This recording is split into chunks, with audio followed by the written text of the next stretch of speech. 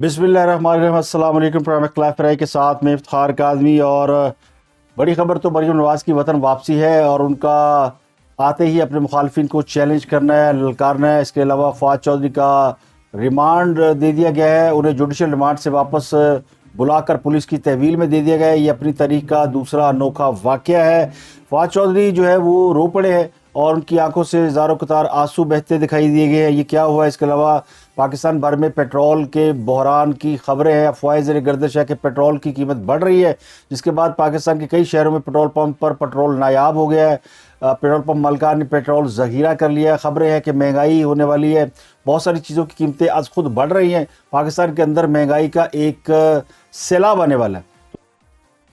तो सियासत अपनी जगह पर, लेकिन जो पाकिस्तानी अवाम के मसाइल हैं वो ख़त्म होने का नाम नहीं ले रहे, वो मसाइल बढ़ रहे हैं। बड़े शहरों में तो शायद इतना ज़्यादा पेट्रोल की किल्लत का मसला नहीं है, कुछ पेट्रोल पंप खुले हुए हैं लेकिन उन पर भी लाइनें लगी हुई हैं। लेकिन जो छोटे शहर हैं वहाँ पर तो पेट्रोल पंप बंद कर दिए गए, वहाँ कोई किसी को पूछने वाला नहीं है। तो ये पंजाब में बहरान बहुत ज़्यादा है और बाकी सूबों में भी है। तो ये जो नए निगरान वज़रा आला, ये उनके लिए बड़ा इम्तिहान है कि वो पंजाब में पेट्रोल की जो दस्तयाबी है उसको यकीनी बनाए। पेट्रोलियम जो एजेंसीज़ हैं उनके मुताबिक पेट्रोल की सप्लाई में कोई दिक्कत नहीं है। और इसके अलावा जो वजारत पेट्रोलियम है वो भी ये कह रही है कि जी फ़िलहाल पेट्रोल की कीमत में इजाफे की कोई इतलात नहीं है, ना ही हुकूमत ने इस बारे में कोई बात की है। लेकिन क्राइसिस पैदा हो चुका है। पेट्रोलियम मसनूआत की जो है वो मसनूई किल्लत, यानी कहते हैं ना, माफिया मैदान में आ चुका है और वो इस पर माल कमा रहा है। पंजाब के खासकर मुख्तलिफ शहरों में पेट्रोल की किल्लत की बहुत ज़्यादा इतलात हैं। दूसरी बड़ी खबर ये है कि चौधरी फजल साहब, जिनके बारे में कहने वाले कहते हैं कि चौधरी बाज नहीं आ रहा, चौधरी साहब जो है वो उड़ता तीर लेने के चक्कर में है। अभी वो उड़ता तीर लेते लेते बचे थे कुछ दिन पहले। वो जिस तरह की गुफ्तगू फरमा रहे हैं, उनको अपनी गुफ्तगू पे अबूर नहीं है, कंट्रोल नहीं है।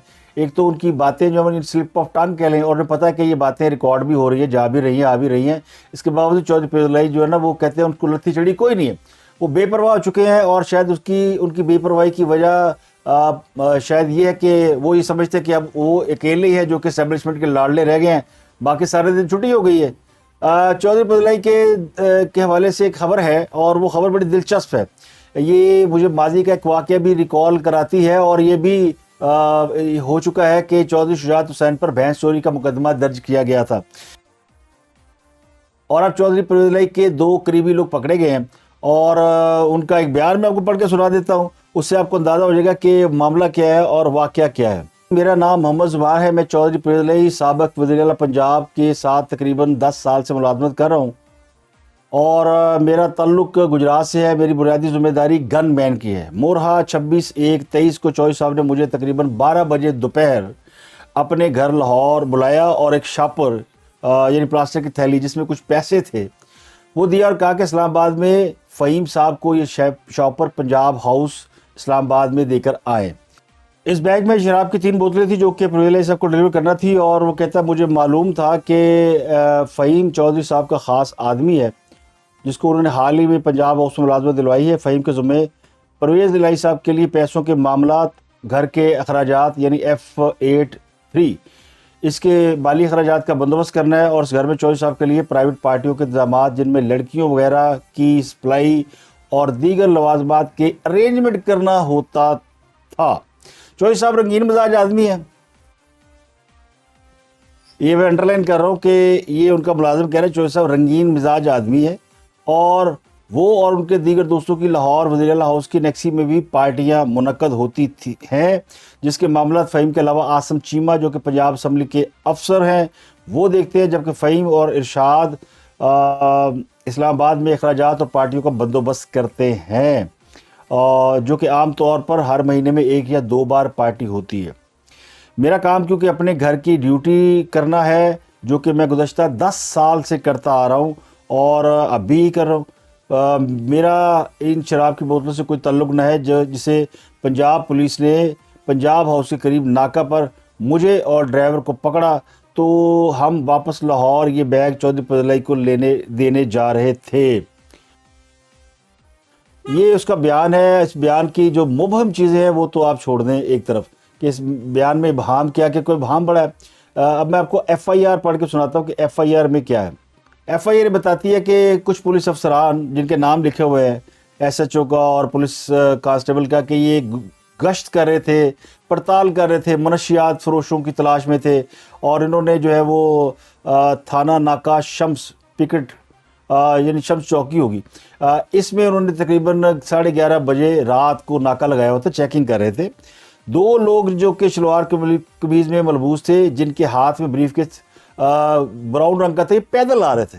یعنی اس سے زیادہ مضحکہ خیز ایف آئی آر, ویسے بہت ساری مضحکہ خیز ہے, لیکن یہ بھی اب سن لیں کہ جو مشکوک تھے, اور ہم نے ان سے پوچھا کہ نام پتہ بتاؤ, انہوں نے کہا جی ایک کا نام زمان ہے ولد قربان ہے, نہ تو اس گجرات کا رہنے والا ہے, دوسرا اجمل ولد یونس ہے, یہ نہ تو اس گجرات کا, یہ بھی دونوں ہیں. ان کے ہاتھ میں بریف کیس تھا جس پر لکھا ہوا تھا, اسٹیکر لگا ہوا تھا ڈپلومیٹ, اور جس کو یعنی چیک کرنے پر لکڑی کا پلاسٹک کوٹڈ باکس موجود پایا گیا. تفتیش کی تو 3 بوتلیں شراب نکلی, بلکہ جو شیشے کی بوتلیں تھیں جس پر انگریزی میں لکھا ہوا تھا فلاں فلاں فلاں شراب, نام لکھے ہوئے تو وہ بتانا مناسب نہیں ہے کیا نام ہے, لیکن بہرحال یہ بتایا جی کہ یہ شراب تھی. تو ان کے پاس کوئی پرمٹ نہیں تھا. ہم نے پوچھا کہ پرمٹ ہے, انہوں نے کہا نہیں. پولیس کہتی ہے اس موقع پر پبلک کا کوئی شخص موجود نہ ہے, یعنی گواہ کوئی نہیں گا. تو جامعہ تلاشی لے کر ہم نے فرد لکھی اور پھر ان کو گرفتار کر لیا. اب یہ واقعہ ظاہر کرتا ہے کہ چودھریوں کو جو ہے وہ رولا جائے گا, گرفتار کیا جائے گا, یا ان کے اوپر مقدمات بنائے جائیں گے, اور ان کو پھر یعنی یہ بلو دی بیلٹ ایکٹیویٹی ہو سکتی ہے. جتنا میں چودھری پرویز کو جانتا ہوں, کبھی ان کے بارے میں ہم نے نہیں سنا کہ وہ یہ شراب یا شیعہ یہ ان کی فیملی میں بالکل نہیں ہے.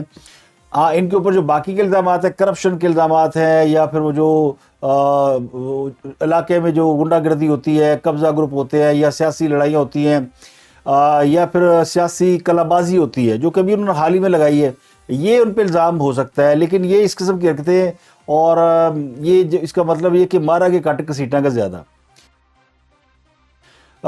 یعنی وہ جو بڑے بڑے قادور سیاستدان ہیں یا بڑے بڑے قادور لوگ ہوتے ہیں, ان کی اگر کردار کشی کی جائے, اور اس طرح کی کردار کشی کی جائے کہ ان کے پاس شراب برآمد ہو, لڑکیاں یا سپلائی یا اس قسم کی باتیں ہوں, تو پھر ظاہر ہے کہ ان کی عزت کے اوپر حرف آتا ہے. اور عزت دار آدمی ہو تو خاموش ہو جاتا ہے, اور اگر عزت دار نہ ہو تو پھر وہ تو آگے ٹیلی ویژن پہ کہنا شروع ہو جاتا نا کہ فیک ویڈیوز بنائی گئی ہیں. سمجھتے تسی گئے ہی ہوگا نا. تو میرا خیال ہے کہ یہ اس قسم کی چیزیں جو ہے نا وہ سیاست میں یہ گندی سیاست ہے. یہ 80s کی دہائی میں بھی ہوتی تھی, یہ 90s میں بھی ہم نے دیکھی, اور پھر یہ بیچ میں وقفہ رہا 10-15 سال کا, اور اب یہ دوبارہ نظر آ رہی ہے جو کہ کوئی بہت اچھی سیاست نہیں ہے. دوسرا فواز چودھری کو دیکھ لیں, جس طرح انہیں جوڈیشل کرنے کے بعد واپس لایا گیا, تو اس کا مطلب معافی نہیں مل رہی. اور پھر جو طاقتور حلقے ہیں وہ طاقتور ہیں, وہ اب بھی طاقتور ہیں, اور طاقتوروں کے اوپر آپ جب بھی انگلی اٹھائیں گے, وہ کتنے بھی خاموش کیوں نہ ہوں, کتنے بھی غیر جانبدار کیوں نہ ہوں, وہ آپ کو سبق ضرور سکھائیں گے. تو کٹ ٹو سائز کرنے کے شاید اور بھی بہت سے طریقے ہوں گے. مثلا پکڑنا تو چودھری پرویز کی کرپشن پکڑیں, جو کہ یوٹیلٹی سٹور میں جب وہ اس کے منسٹر بنائے گئے تھے تو اس کا ریکارڈ نکالیں, آپ کو مل جائے گا. اس کے علاوہ ان کے اوپر وہ اور بڑے کیسز رہے ہیں ماضی میں بھی. رنگ روڈ ہی آپ کھول لیں تو آپ کو بڑے کیس مل جائیں گے کہ وہ زمینیں کس کو لاٹ کی گئیں, کس نے لاٹ کی. ابھی حال ہی میں جو انہوں نے بہت کچھ کیا ہے جاتے جاتے, تو یہ سارے ریکارڈ اگر آپ نکالیں تو بہت کچھ مل جائے گا. لیکن وہ اینی کھیچل کون کرے, کیونکہ یہ پھر وہ ہوتا ہے کہ جی کہ کسی کو کیفرے کردار تک تو پہنچانا نہیں, صرف گندا کرنا. تو گندا کرنے کے لیے کیا جا رہا ہے. اب فواز چودھری کو بھی ظاہر ہے, فواز چودھری بھی اپنی وکٹ سے آگے نکل کھیلنے کی کوشش کر رہے تھے, تو ان کو بھی ان کے کیے کی سزا ملے گی. اور شاید جنہوں نے سزا دینی ہے ان کو قرار نہیں آیا, انہوں نے کہا جی کہ کیوں ان کو آپ جوڈیشل لے کے گئے ہیں, وہاں تو یہ مزے کر رہے ہیں, وہاں تو ان کو بی کلاس مل جائے گی, 2 مالشے مل جائیں گے, اور چودھری صاحب جو سارے ہاتھ گانے گاندے رہیں گے. ان کو لائے تھانے واپس, اور پھر تھانے میں جو کچھ ہوتا ہے وہ آپ کو پتہ ہی ہے. وہاں پہ جو ہیوملیشن ہوتی ہے وہی کافی ہوتی ہے. عزت دار آدمی اگر ایک رات بھی حوالات میں گزار کے آ جائے تو ساری عمر نہیں بھولتا, اس کو یاد رہتا ہے کہ وہ حوالات میں رہا, حوالات میں اس سے کس طرح کی بدتمیزی, کیا سلوک کیا گیا. تو میرا خیال ہے فواز چودھری کو یہی سبق سکھانا ہے, اور ہو سکتا ہے ان کے اگلے 24 گھنٹے کے بعد یا 48 گھنٹے کے بعد سافٹ ویئر اپڈیٹ ہو جائے. ویسے تو وہ کہتے ہیں ہم ٹکر کے لوگ ہیں, لیکن کل جب وہ عدالت میں ان کو لایا گیا واپس تو وہ رو پڑے, ان کی آنکھوں سے آنسو بہتے دکھائی دیے. ان کی اہلیہ کہتی ہیں کہ وہ بچوں کو یاد کر کے رو رہے تھے, لیکن وہ کون سا کوئی یعنی بچوں کو بچھڑے ہوئے کوئی 50 سال ہو گئے ہیں، 2 ہی دن ہوئے ہیں، اور وہ اس سے پہلے بھی کبھی لاہور میں ہوتے ہیں، کبھی اسلام آباد میں ہوتے ہیں. ان کی ماشاءاللہ 2 گھر ہیں اور 2 فیملیاں ہیں. تو اتنی بچوں سے کیا اداسی ہو سکتی ہے؟ لیکن چلے بچوں سے محبت میں روئے ہوں گے، لیکن پھر اگر آپ بہادر ہیں اور آپ میں ہمت ہے اور آپ لیڈرشپ کی آپ کے اندر ہے، تو پھر رونے کی کیا ضرورت ہے؟ رونا جو ہے پھر بزدلی کی علامت ہوتی ہے. لیکن اس طرح کے حالات جو ہے انسان کو توڑ کے رکھ دیتے ہیں. اب خاص صاحب نے کہا ہے کہ جی یہ جو جس طرح فواد کو ہتھکڑی لگا کر سر پر کپڑا ڈھانپ کر پیش کیا گیا، یہ کوئی دہشت گرد ہے. تو اس قسم کے واقعات ان لوگوں کے لیے اشارہ ہوتے ہیں جو کہ حالات کے اوپر گہری نظر رکھتے ہیں. تو یہ حالات بتاتے ہیں کہ جناب معافی کوئی نہیں کی، اور جو کچھ خاص صاحب اپنے دور حکومت میں کرتے رہے ہیں یہ اس کا پے بیک بھی ہو سکتا ہے. لیکن میں اس کو ایڈوکیٹ نہیں کرتا. میں کہتا ہوں کہ پاکستان کی سیاست میں اگر سیاستدان آپس میں ذاتی مخاصمت رکھنے کی بجائے اگر اپنے پروجیکٹس پہ، اپنے منشور کے اوپر اور اپنے آئیڈیاز کے اوپر مخاصمت رکھے تو وہ پاکستان کے لیے ایک ہیلدی انوائرمنٹ ہو سکتا ہے. اور دیکھیں نا، آپ سیاستدان آپس میں لڑ رہے ہیں اور ادھر جو ہے وہ گھی والے 520 سے 570 پہ چلے گئے ہیں، پیٹرول والوں نے پیٹرول بند کر دیا ہے، چینی والے چینی سٹاک کر کے بیٹھ گئے ہیں، دالیں مہنگی ہو گئی ہیں، ہزاروں کنٹینر کراچی بندرگاہ میں پھنسے ہوئے ہیں، تو یہاں پہ چیزیں مہنگی ہو رہی ہیں. آپ اگر الیکٹرانک گیجٹس کو جا کے دیکھ لیں تو ملٹیپل قیمت ہو گئی ہے. حتیٰ کہ گاڑیوں کے ٹائر جو کہ یعنی ان کی قیمتیں بھی تقریباً 200-300% بڑھ گئی ہیں. تو یہ پاکستان کے اندر جو ایک لاوا پک رہا ہے نا مہنگائی کا، اور معیشت جس طرح بیٹھ رہی ہے اور مہنگائی بڑھ رہی ہے، اس سے پھر کسی کا بھی بھلا نہیں ہونے والا. اور بے شک ہم کسی کے بھی ووٹر سپورٹر ہوں اور آپ بھی کسی کے ووٹر سپورٹر ہوں، لیکن اگر وہ آپ کو ڈیلیور نہیں کر رہا، اگر وہ آپ کے مسائل کو حل نہیں کر پا رہا، اگر وہ آپ کو روشنی نہیں دکھا رہا، اگر وہ آپ کو امید کی کرن نہیں دے رہا، تو پھر آپ کیا کریں گے؟ یہ لڑائی ایسی تو نہیں ہے کہ آپ کہیں جی کہ ٹھیک ہے میں کوئلوں پہ جلتا ہوا آپ کو ووٹ ڈالنے کے لیے آ جاؤں گا. ایسی کوئی محبت جمہوریت میں نہیں ہوتی. جمہوریت میں لیڈرشپ کے ساتھ محبت ہوتی ہے کہ وہ لیڈر آپ کو گائیڈ لائن دیتا ہے اور آپ کے لیے ہوپ ہوتا ہے اور آپ کے مسائل کو حل کرتا ہے. اگر آپ کے لیڈران آپ کے مسائل کو حل نہیں کر پا رہے، اور اگر آپ کے لیڈران آپ کو ہوپ نہیں دے پا رہے، اگر آپ کے لیڈران آپ کو اسٹیبلٹی نہیں دے پا رہے، تو پھر یہ لیڈرشپ کس بات کی، کس کام کی لیڈرشپ ہے؟ وہ کسی بھی جماعت کے لیڈر ہوں.